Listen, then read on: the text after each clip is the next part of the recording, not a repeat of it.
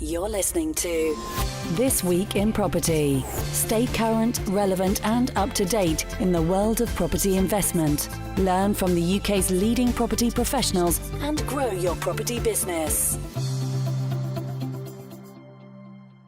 Hello and welcome to This Week in Property.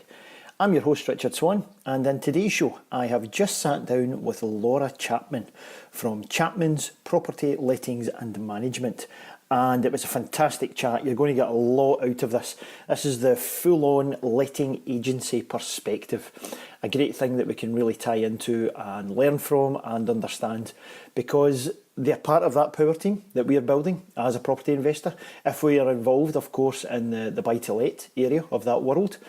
And it's something that we need to help us to outsource a lot of the work and effort that we shouldn't be doing if we're kind of serious business owners.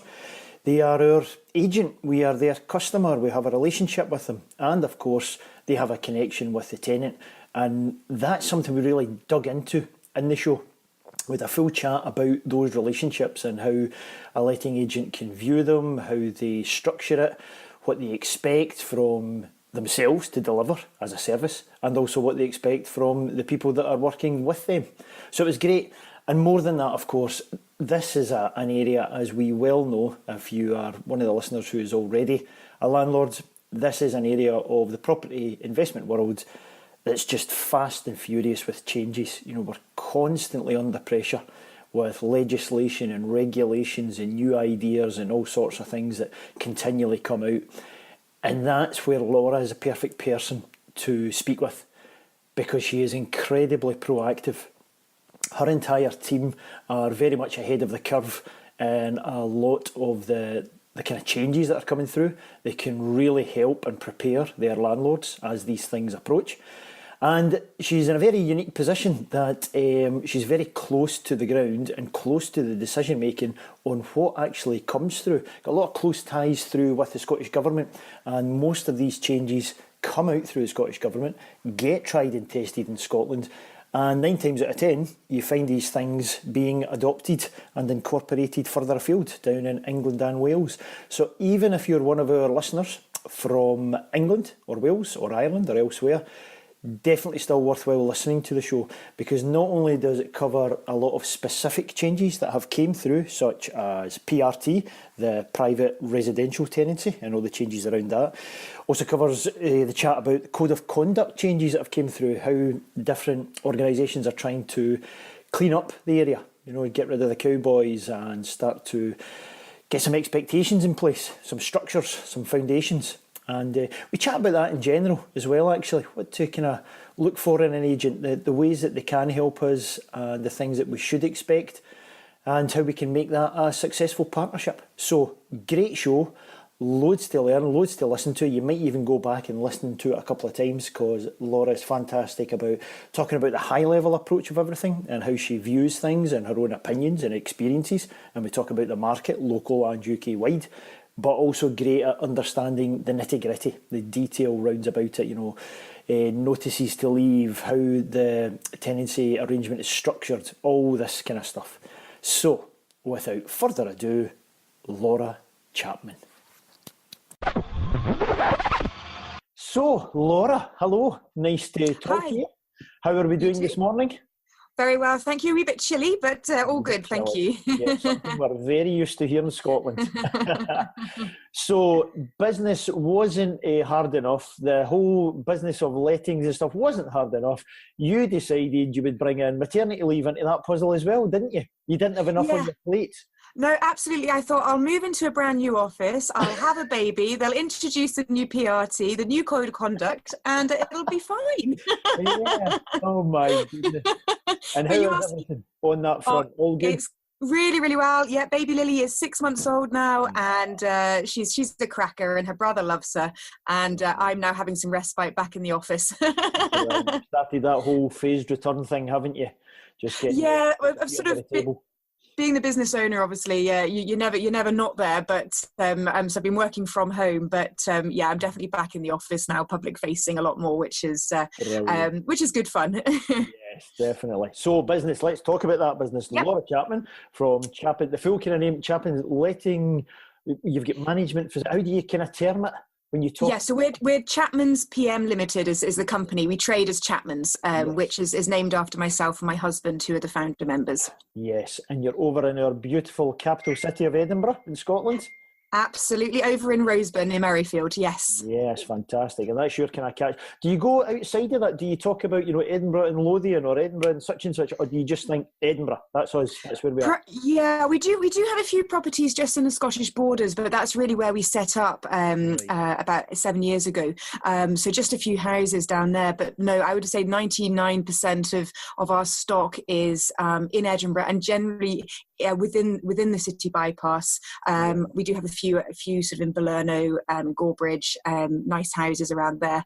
But no, primarily it's city centre stock within the bypass. Right, that's perfect. I mean, it's good in two things actually, because it's good for the listeners who are listening in thinking, to be honest, I've been doing this myself, this is daft, I need an agent, or I've got an agent but the relationship's a bit bad, I need a different agent. If that's their catchment area, brilliant. Follow our show notes, go to the website and check out Laura's business. That's brilliant. But number two, when I'm chatting to you and we're talking about your opinions, your experiences, that kind of stuff, it's great because we'll have that localised feel. Because, for example, a couple of shows past, we had an estate agent who specialises in the Glasgow area. So we're getting his opinions and his feel in the market. We've had people on the show recently who are landlords, property sourcers down in Birmingham, Lancaster, Leicester, London. And you're starting to get these wee pieces of the puzzle. And when you hear that, you hear these different experiences. All right, is that what you're finding there? I'm finding this here and this. And it gives a nice feel for how things are going, just in general, in the UK market. Absolutely. And I think because housing is a devolved issue in Scotland as well, yes. Scotland are very keen to be sort of the leaders in all the changes, such as a ban on agent fees and now introducing the PRT and now introducing the Code of Conduct. And I think whatever Scotland seem to introduce, England seem to be following and Wales are sort of following shortly behind. I mean, there are slight differences in Wales as well, actually, but we certainly, Scotland does one thing and England seem to follow. There's so much pressure through the likes of shelter and political pressure to improve the sector. Watch what happens here first, probably, and then it'll all filter down. Yeah. So is it positive and we are leaders, or is it negative and we are guinea pigs? Asked me that a couple of months ago with the 3-month-old and the PRT coming in and everything else. No, I mean, I think on the whole, we've got to welcome improvements in the sector. We've got to welcome the drive to improve standards, which your listeners may know about the Code of Conduct, but it is important to improve standards. It's a very professional sector. It's increasing the professionalism of what agents do, and you do need that. What I would say is, though, that obviously that does come with a few issues and quite a lot of extra work, but it's only worth it if we see enforcement. So we're really hoping that Kevin Stewart, the new housing minister, is going to enforce the new legislation that's in place, because what's the point of saying, right, there's now a £50,000 fine if you don't register your property with landlord registration, but not actually fine anybody. We've got this new Code of Conduct, which has the most, some really, really good elements to it with driving up these standards and protecting the consumer. But again, if the people who don't comply with it aren't actually penalised, it will make a mockery of what we're doing. So we do welcome all the improvements, but we do also want to see enforcement, just to move the rogue landlords, the rogue agents out of the marketplace, make it a level playing field across the good agents and the good landlords, and really improve the reputation of the sector. Yeah, definitely.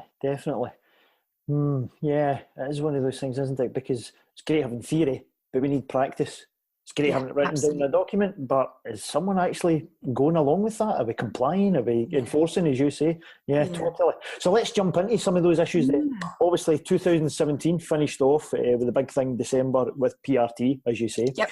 How have you been kind of personally communicating that to new landlords you've taken on, or existing landlords, and you start, listen, this is coming in and this is what it's going to do? What kind of, when it comes to appraising them of the details, and this is what to look out for, and this is what's changing, how have you found you've been communicating that to them, the kind of main points of the changes? Yeah, Absolutely. Well, to be honest, over the last couple of years, we knew it was coming in. I'm a member of the policy steering group for the Council of Letting Agents. So I've been very much, although we're a small agency, we very much punch above our weight in what's going on.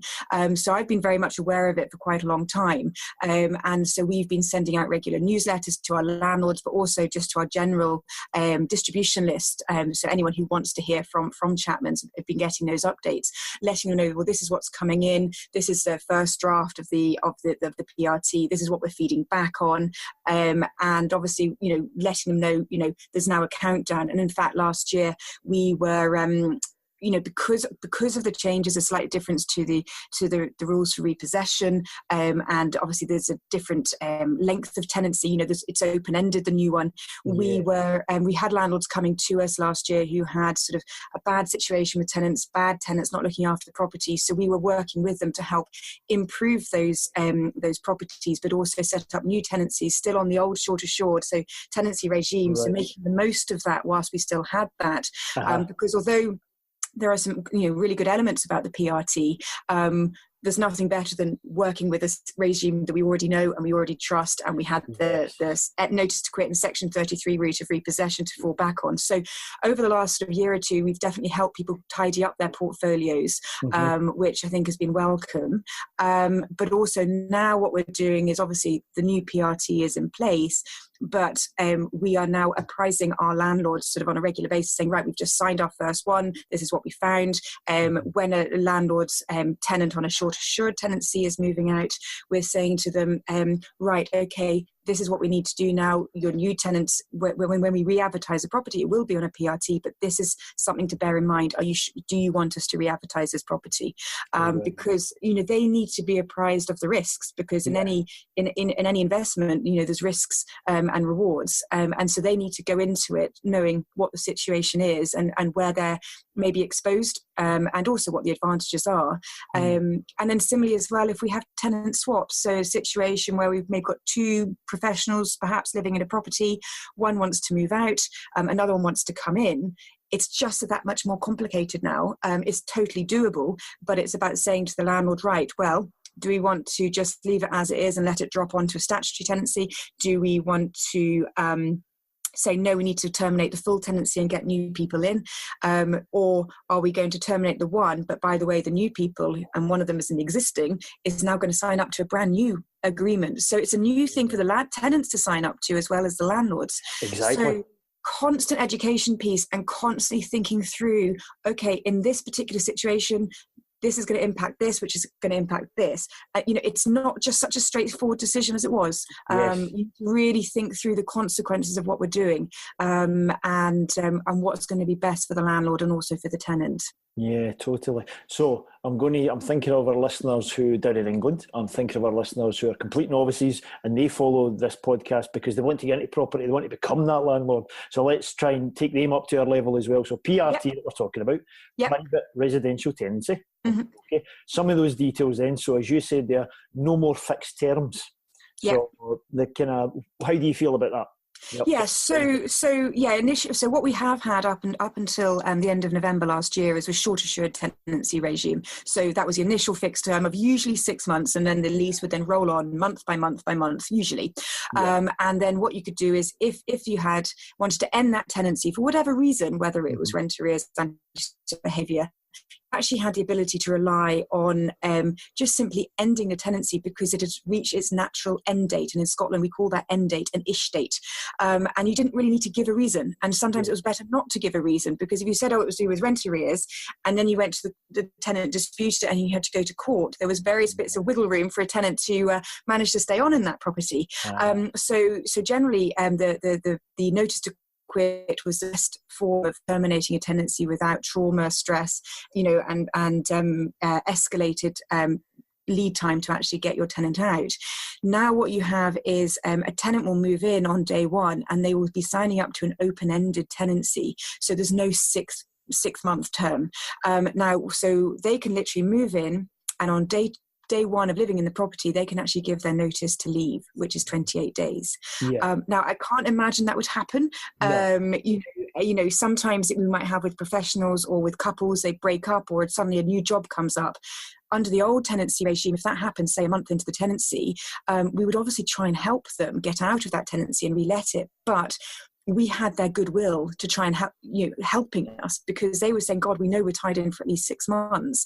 What can we do to help you make this better? We'll make sure the property's immaculate for viewings. We'll let you view the property at any time you want to. Whereas now we don't have that that goodwill to rely on, because they're not sort of trapped within this period.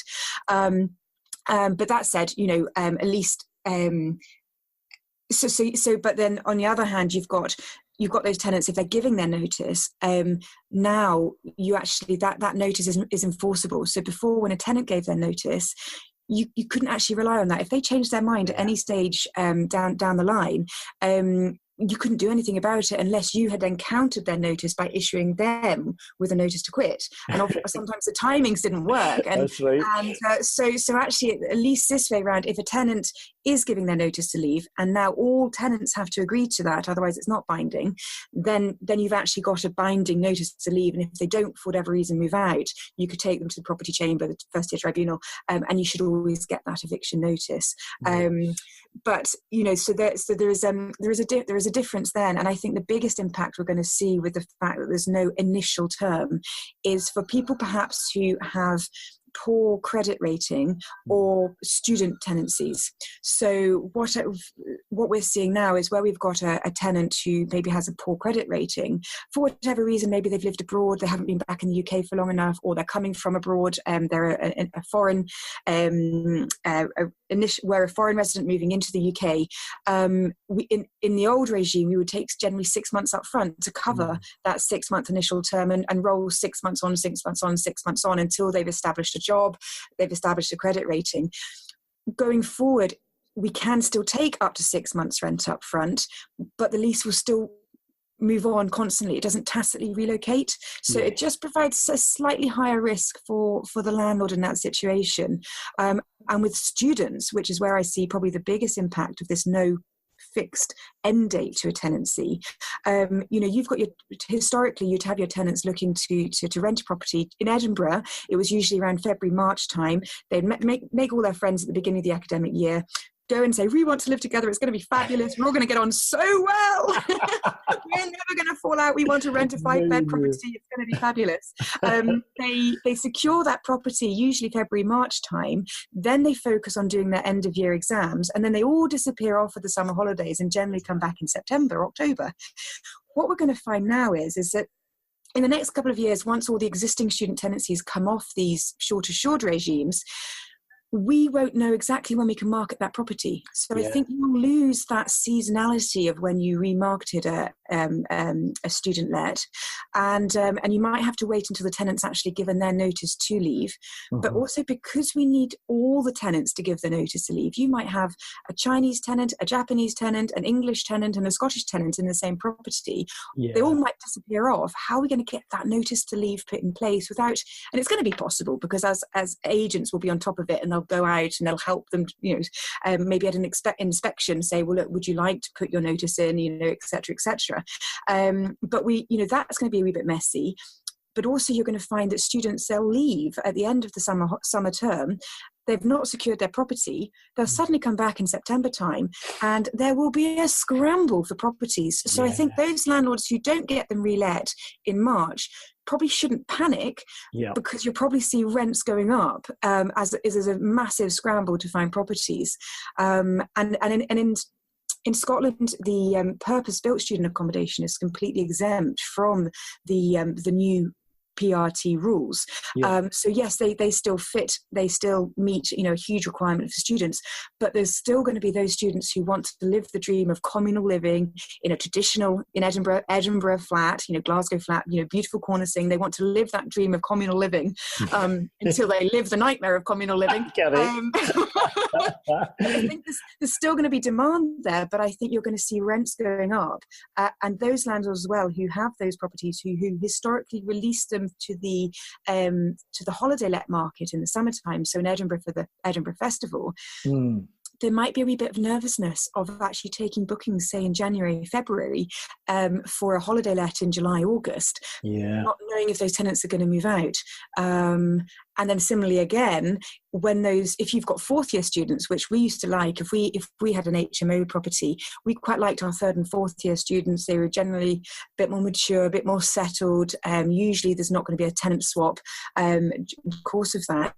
Once you've got a fourth years in the mix, if they wanted to stay on in Edinburgh and they wanted to stay on in that property, there's nothing really you can do about it. And so suddenly you might then be moved out of that whole annual cycle, because that students might want to stay on for 6 months, realise they can't actually get a job. Suddenly come December, well, what are you going to do with this property? So there's an awful lot of things, and that's why we really campaigned to get a specific ground for repossession to be able to end student tenancies, because they're very unique. We don't do a huge number of them. Most of ours are professional lets, but it is just something that it's going to evolve, and we'll just watch the space and just try and mitigate the risks as much as possible. But there will be ways of mitigating the risk. You could look at doing your rental increases, just prior to the end of the academic year, which would then prompt the tenants saying, "Oh God, we don't actually want to stay on." Of course we don't. We must give our notices to leave. But it's going to require a lot of active management. Yes, that's what's coming across. Proactive is the feeling I'm getting from you. Staying on top of that, planning ahead. Okay, I've got this, but I can adapt. I've got this obstacle, but I can get around it. These are my options. These are my opportunities.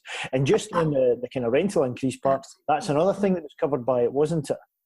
So they've put in place that is it only one every 12 months, one rental increase? Well, yes, in a funny way, this is actually quite a good thing for landlords and agents, because historically, if you had good tenants, you didn't put up the rent. You would generally only put the rent up when that tenant moved out. You then put it back up to market value, because if you had a good tenant, the most landlords want to keep them. They don't want the remarketing costs. They don't want voids. They don't want to do the redecoration.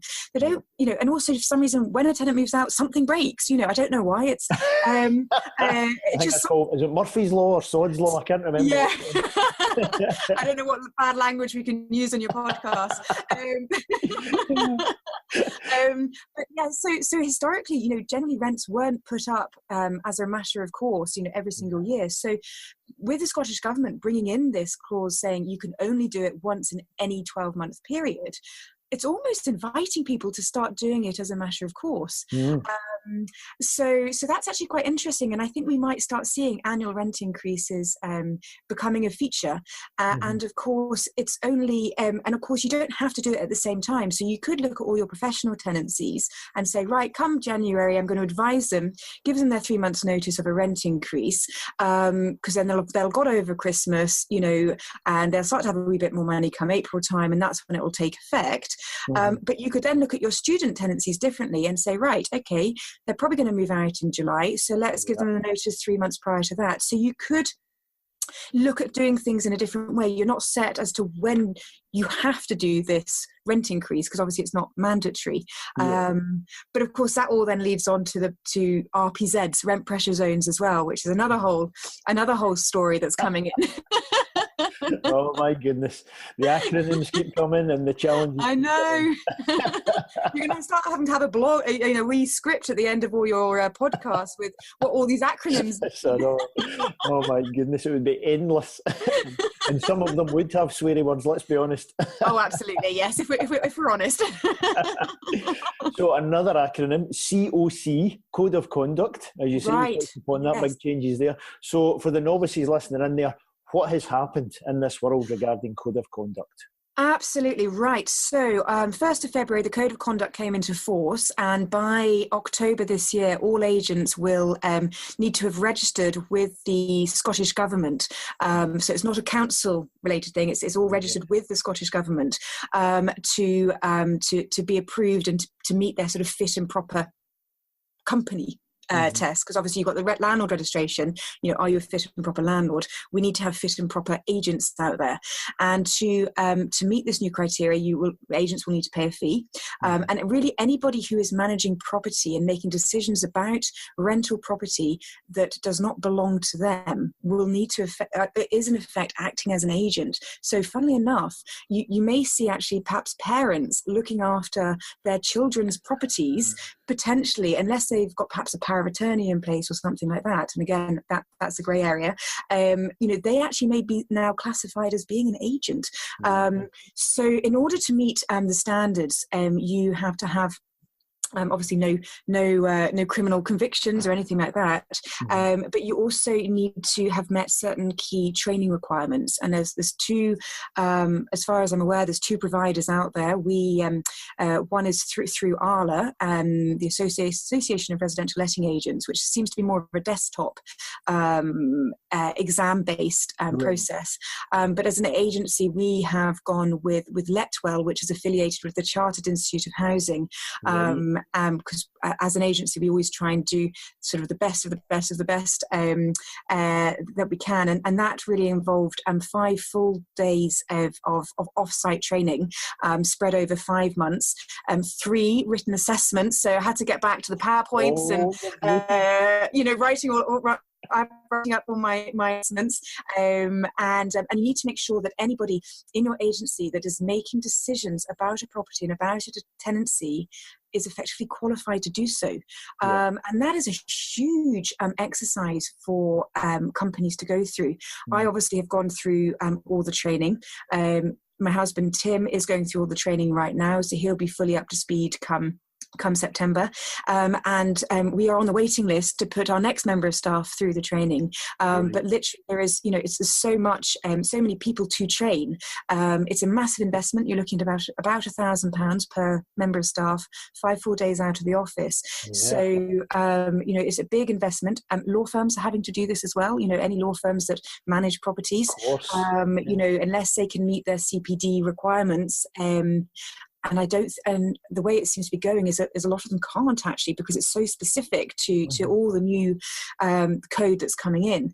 There's thousands of people needing to go through this training. So fortunately, as always, we were ahead of the game, and I finished mine last year before the baby arrived. Thank goodness. That was good timing.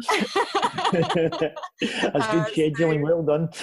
Absolutely. I didn't really want to do that at 3 o'clock in the morning. So. No way.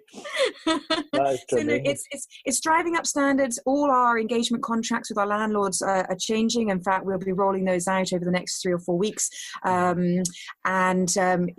It's looking at consumer law. It's looking at treating our customers fairly, and also really clarifying we can't do as agencies as well, things that we can do, distance selling laws, all these sorts of things. It's just really, really important, but making sure giving your landlords as much information. You've got clear written procedures, agency, about how you deal with complaints, how you deal with repairs, because if you don't abide by these, our clients, our landlords, but also our tenants could take us to the property change tribunal. We can be held much more accountable. And we could potentially lose our license to operate. So big radical changes. To be honest, the good agents were probably doing all of those things anyway, exactly. But it's just formalising it a lot. So you do see it as a good thing? Yeah, absolutely. And the main, or is it black and white, or is it, obviously there's the investment, there's the training, you've covered that, that's the kind of downsides there.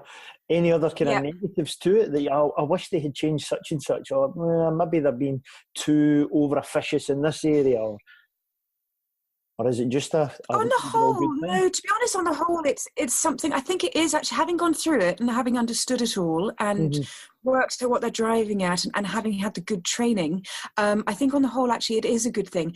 As I said at the beginning, though, and I would reiterate, we do need to see enforcement of the people who are not doing it. Because why, as an agency, should my landlords and us as an agency be penalised for doing the best we possibly can do?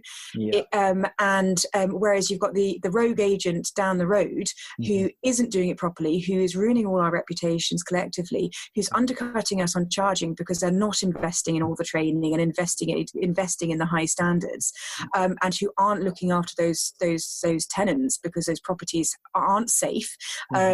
So we really want to see the enforcement of this, because we want to drive up those standards, and the code of conduct is standards that it's not massively impacting the landlords, because they should be all complying anyway with the smoke alarms, heat detection, all these sorts of things. It's about how professional the industry is seen. And if you think about what we do as agents, we are looking after somebody's most valuable asset, usually probably has the most debt on it that they're ever going to have in their lives. But we're also providing a home for people. So, gone are the days where, people should not be denigrating agents. A good agent is actually providing an incredibly important service for society. And that's me, off my bandwagon and everything else. But when you actually really look at what we're doing, it's actually a really important role. And when you think there's, I think 400,000, in Scotland in the private rented sector. I'm never very good on stats, so please correct me if I'm wrong. It is a really, really important role that we're playing, and it has to be done properly. Yeah, it really does. And you're in the middle of everything. You're in that hub of everything. You get the tenant, as you say, you've got the landlord, you've got society in general, the government. You're trying to help fill these gaps and provide these services. Yeah, totally providing a service, correct. And I really want, out of all of this, to actually to come some good news stories about what we're doing, because I think, agents and landlords are absolutely vilified, often very unjustly. We're hammered in so many different areas: tax, we're hammered on mortgages. We're just sort of effectively a political punchbag. We're a really easy target. Yeah. We're all seen as sort of avaricious and greedy and corrupt. But actually, all my landlords, they just want to make sure the property is looked after, their tenants are looked after, and want to provide a good quality home. Yes, they need to be remunerated for that risk and for their investment.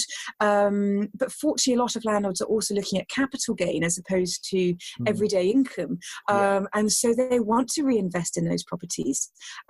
And I feel very saddened that perhaps some of these additional dwelling tax, some of these taxation issues have actually potentially removed some really fabulous properties from the rental market, because it's, the situation where you had, boy meets girl, they both have their own homes, they move in together, and potentially one or two really nice little homes, little 1 or 2 bed flats, obviously in city areas, were released into the rental market. And these are really nice properties that have been loved, they're homely. If because of the additional dwelling tax, are we going to have as many of these? Are released into the rental arena? Are we just going to get, as a place for bog standard, IKEA furniture, white walls, boxes? There is a place for that kind of tenancy, but wouldn't it be really nice to still have these lovely, good quality homes being released into the rental market? So, I just think we want some more good news stories. Let's get rid of the bad operators, and actually praise landlords and agents for the very difficult job that they're actually doing. That's what I would like to see, without being too political. I can see you running for MP soon. I can see it all. No, definitely not. That's any day. Brilliant. Just to add to your inbox. That's all you need. So the market, let's think big picture and localised picture. So big picture overall, Brexit, things like that. Are you feeling an impact? Can you feel trepidation, people holding off? No, things are just ticking along. Scotland's quite easy-ozy. We're very almost... Yeah, no, to be honest, we've not really... Yeah. We've, as an agency ourselves, we've not had any impact from Brexit. I didn't even notice the dip in international professionals applying for property last year or the year before. There might have been a dip. There might have been a dip in international students from Europe. I don't know. Certainly, here in the press recently that the number of university applicants is slightly down. Right. But whether that's due to the birth rate, they were talking about all sorts of things about what that's due to. But certainly, it's not something that that we've that we've seen. And interestingly enough, we work with relocation agents, bringing people into Edinburgh, and we're just hearing really positive things, actually. We've got people coming in buying really good quality properties, coming in from Singapore, coming in from Australia, buying second homes here, because they're seeing it as an incredibly friendly place to live in Scotland. Yes. I think Scotland has come out of the Brexit discussions as being very inclusive, welcoming. I believe our NHS is doing better up here than perhaps down south. We've got fantastic natural resources, beautiful environment, and obviously I'm an Edinburgh person, so I'm thinking of our properties. We've got beautiful properties in the Grange area, and all over really, with really easy access to the bypass, to the hills, the Braids, Blackford Hill, from some fantastic schools. So we are seeing from our relocation agents that there's actually a lot of people bringing making significant investment into the city, and maybe moving here for a couple of years, or buying second homes here. So as I say, on the whole, personally, we're not seeing anything negative from the whole Brexit discussions. Macro factors I'm not sure about, but we're also seeing more tech companies opening up, which again will drive more professionals looking for either short-term or long-term accommodation. And in fact, probably with we in the LBT, the Land and Building Transfer Tax, which is the stamp duty equivalent up here, we are seeing people perhaps wanting to rent anyway, for whilst they come up here to test the market, because obviously buying is so much more expensive if you're buying a property worth more than sort of 700,000 or so. So on the whole, we're actually seeing quite a lot of positive chatter about the desirability of living here. But as I say, that's just our own experience. No, that's it. That's what we're looking for. And that, ladies and gentlemen, was First Minister Laura Chapman speaking on behalf of Scotland. Tremendous. What an advert. I promise you, this is not my pitch to go into politics. I would rather deal with blocked loos than go into politics. Brilliant. So, ladies and gentlemen, First Minister of Scotland, Laura Chapman, thank you. Thank you for your time today. You're very welcome. Thank you for listening. Tremendous. Hi folks, it's Richard here again. I really hope that you enjoyed today's show. Now listen, I've got 2 links to help support you on your property journey, and I want you to write these down when it's safe to do so. You might be driving in your car just now listening to the podcast, and that's fine, but please make sure that you get back to this and write down these links. Okay, are you ready? Got your pen in hand? So the first one, thisweekinproperty.com. Now that's the website for this podcast. On there, make sure you subscribe to the podcast so that you don't miss out.